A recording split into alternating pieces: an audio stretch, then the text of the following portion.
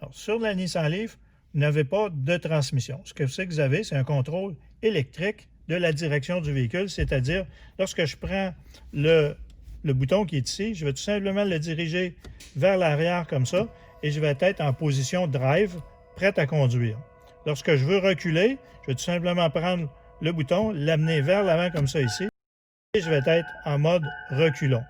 Lorsque je veux mettre le véhicule à l'arrêt, je vais peser sur Park comme ça ici, et je mets le véhicule à l'arrêt.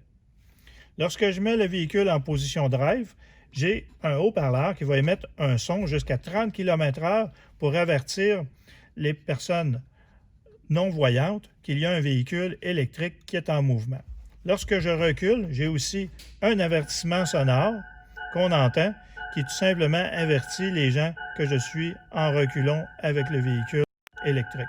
Et ensuite, je le remets sur Park pour le mettre à l'arrêt.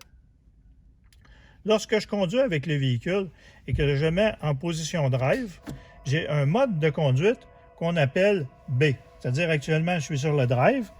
Pendant que je roule avec le véhicule, je peux utiliser le bouton, le mettre en position B de cette façon-ci. Ce que c'est que ça permet au véhicule, c'est lorsque je vais ralentir, le véhicule va, ce qu'on appelle, faire une compression électrique, c'est-à-dire que le véhicule va ralentir un peu plus que dans le mode normal de conduite qui est le D.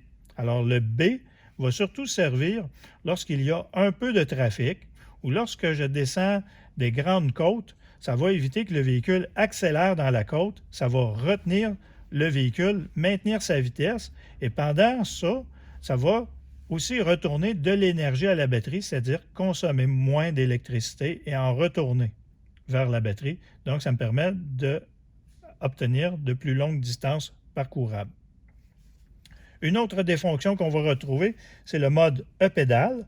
Le mode E-pédale, c'est une fonction qui me permet d'utiliser mon accélérateur pour ralentir et freiner le véhicule. Alors, de la façon que ça fonctionne, je vais tout simplement activer E-pédale comme ça ici. Le voyant E-pédale est allumé. Alors, lorsque je vais rouler, je vais relâcher l'accélérateur et le véhicule va ralentir suffisamment et même arrêter aux lumières et je n'aurai pas besoin de peser sur le frein pour ralentir et arrêter le véhicule, ce qui permet d'éliminer l'usure des étriers et des plaquettes de frein et des disques, donc de prolonger la durée de vie de mes freins.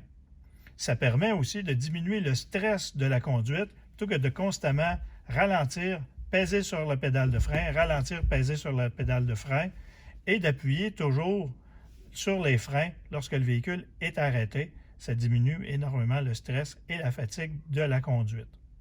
Alors, si je veux le désactiver, j'ai tout simplement à repaiser sur le bouton et je le désactive.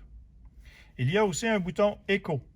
Le bouton Éco, ce que c'est que ça va faire, c'est que lorsque vous allez rouler avec le véhicule dans un mode drive ou dans un mode E-pédale, peu importe la fonction que vous allez choisir, vous pouvez activer le mode Éco afin de diminuer la consommation électrique et d'augmenter la distance parcourable. Lorsque le mode Éco est affiché, c'est-à-dire qu'on a diminué la puissance qui est transmise au moteur électrique et j'ai augmenté ma distance parcourable à l'aide du mode Éco. C'est un mode qui est très utile lorsque je circule en ville. Par contre, sur l'autoroute, si je n'accélère pas beaucoup, ça ne changera pas grand-chose à ma distance parcourable. Mais si j'ai, exemple, dans des conditions où c'est qu'il y a beaucoup de trafic, je ralentis, j'accélère, je suis en ville, j'accélère à chaque lumière, bien, je vais diminuer la puissance du moteur, je vais diminuer son accélération, mais par contre, je vais augmenter ma distance parcourable. C'est un mode qui est très utilisé pour améliorer la distance parcourable lorsque c'est nécessaire et c'est quand même très puissant. Si on parle d'un moteur électrique de 214 chevaux, lorsque je vais utiliser le mode électrique, je vais avoir quand même pas loin de 130 ou 140 chevaux de disponibles.